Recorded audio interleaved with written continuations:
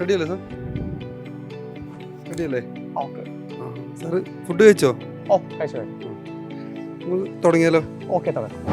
സാധാരണ നമ്മൾ കേൾക്കുന്ന ഒരു ഡയലോഗാണ്, നമ്മുടെ ഒരാൾ സുഖവിവരങ്ങൾ അന്വേഷിക്കുമ്പോൾ ഭക്ഷണം കഴിച്ചു എന്ന് ചോദിക്കാറല്ലേ. നമ്മൾ പറയും ഐ ഹാഡ് മൈ ഫുഡ്, അല്ലെങ്കിൽ ഇപ്പോൾ ഈസി ആയിട്ട് പറയുകയാണെങ്കിൽ ഐ എയ്റ്റ് മൈ ഫുഡ് എന്ന് നമ്മൾ പറയും.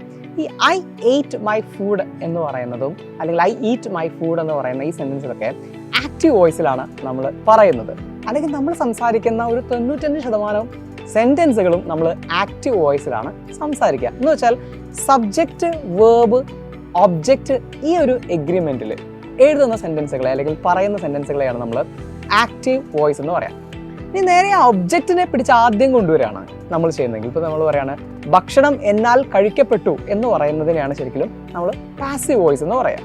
ഓക്കെ, അപ്പോൾ സബ്ജക്റ്റ്, വേർബ്, ഒബ്ജക്റ്റ് എന്ന് പറയുന്നത് ആക്റ്റീവ് വോയിസും നേരെ തിരിച്ചു പറയുന്നതിനെ നമ്മളെന്ത് പറയാം?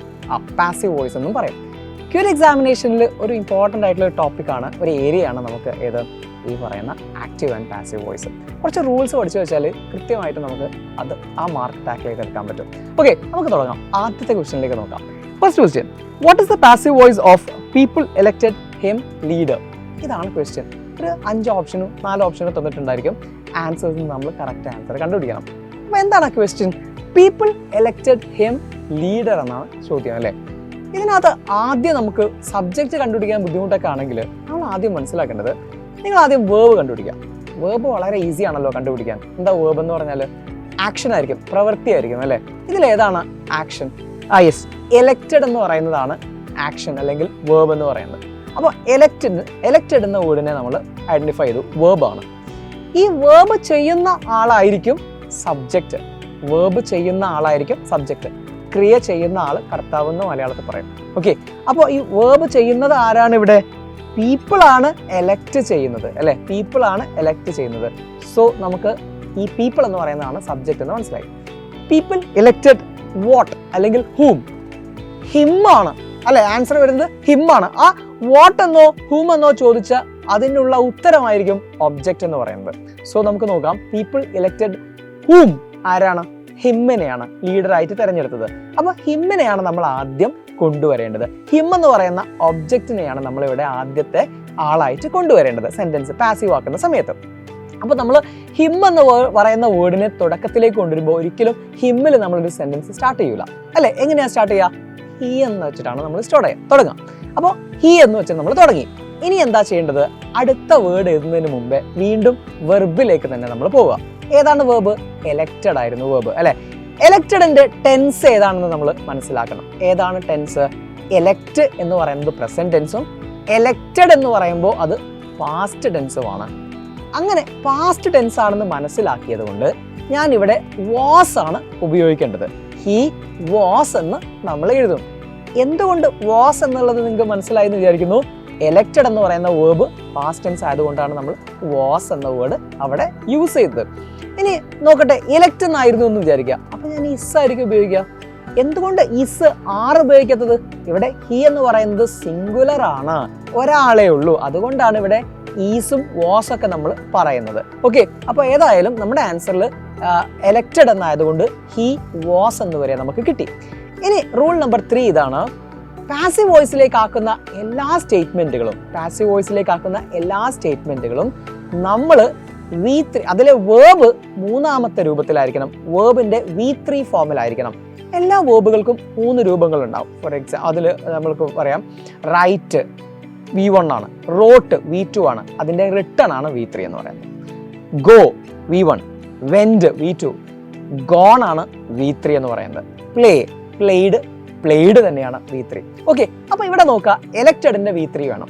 പാസീവ് വോയിസിൽ ഒരു കോംപ്രമൈസും ഇല്ല. V3 നിർബന്ധമാണ്, വേർബിന്റെ 3ാമത്തെ രൂപം. അപ്പൊ ഇവിടെ നമ്മൾ ഹി വാസ് ഇലക്റ്റഡ് എന്ന് നമ്മൾ എഴുതി. He was elected. അപ്പൊ ഓപ്ഷൻസ് ഉണ്ടെങ്കിലും നിങ്ങൾ ഓപ്ഷൻസിലേക്ക് നോക്കുന്നതിന് മുമ്പേ ഇങ്ങനെ ഒന്ന് ചെയ്ത് നോക്കണം.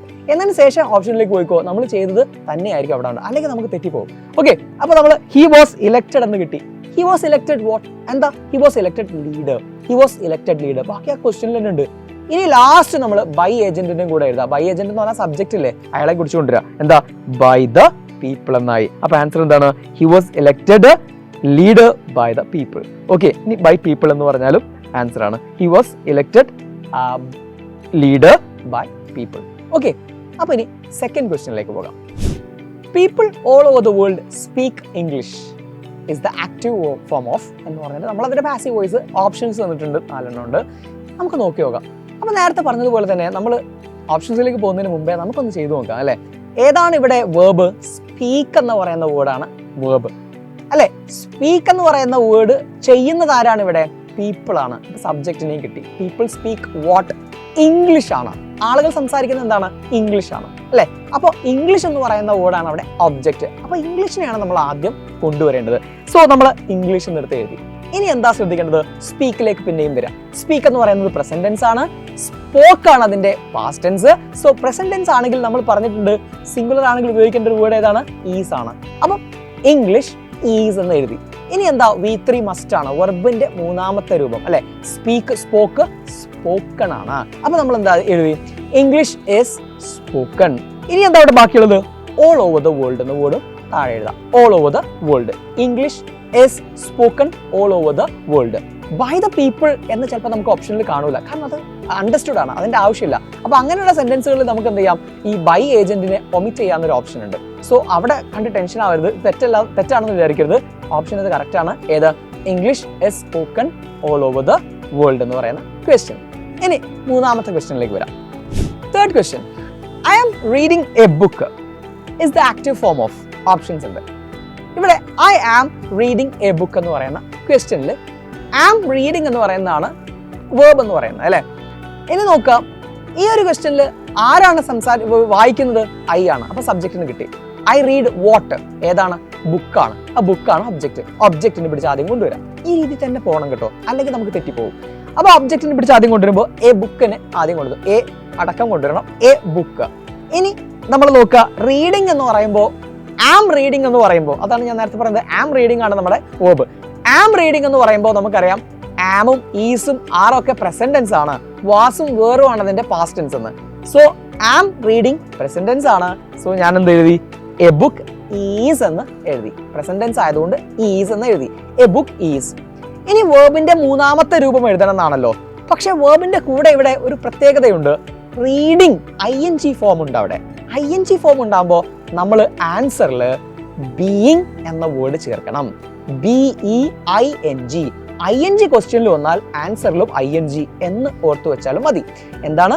ബീയിങ് എന്ന് നമ്മൾ ആൻസറിൽ ചേർക്കണം. അപ്പൊ എന്തായി? A book is being. ഇനി V3 എഴുതിക്കോ. ഏതാണ്? റെഡ്. റീഡ്, റെഡ്, റെഡ് തന്നെയാണ്. Okay, read. റെഡിന്റെ സ്പെല്ലിംഗ് RED തന്നെയാണ്. റെഡ് ബൈ മീ എന്ന് ആൻസർ വരും.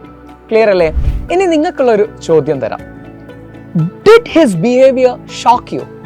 ഇത് നിന്റെ ആൻസർ നിങ്ങൾക്ക് അറിയാമെങ്കിൽ നിങ്ങളതൊന്ന് കമന്റ് ചെയ്യുക. ഈ ക്വസ്റ്റ്യന് പ്രത്യേകതയുണ്ട്, ഇതൊരു ചോദ്യമാണ്. അപ്പൊ അത്തരത്തിലുള്ള ചോദ്യങ്ങൾ നിങ്ങൾക്ക് പാസീവിലേക്ക് ആക്കാൻ അറിയില്ലെങ്കിൽ അതും അതിനെപ്പറ്റി ഒരു ക്ലാസ് വേണമെങ്കിൽ അത് നിങ്ങളൊന്ന് കമന്റ് ചെയ്യുക. ഓക്കെ, അപ്പോൾ ഇനി ഏതായാലും നമുക്ക് കുറഞ്ഞ ദിവസങ്ങൾ മാത്രമേ ഉള്ളൂ നമ്മുടെ എക്സാമിനേഷന് മുമ്പേ ആയിട്ട്. അപ്പം നന്നായിട്ട് പ്രിപ്പയർ ചെയ്യുക. എല്ലാ ടോപ്പിക്സും കവർ ചെയ്തു എന്ന് ഉറപ്പുവരുത്തുക. വൊക്കാബുലറിയുടെ ക്ലാസ്സിന് വേണ്ടിയിട്ട് കാത്തു നിൽക്കരുത്. ഓരോ ദിവസവും നിങ്ങളൊരു 5 അല്ലെങ്കിൽ ഒരു 10 വേർഡ് വൊക്കാബുലറി, സിനോണിയംസും ആന്റോണിയംസും ഒക്കെ ആയിട്ട് എന്ത് ചെയ്യുക? പഠിച്ചു വെക്കണം. അത് നിർബന്ധമാണ്. എഴുതി വെക്കണം. ഓക്കെ, സോ അടിപൊളിയായിട്ടിരിക്കുക. See you soon.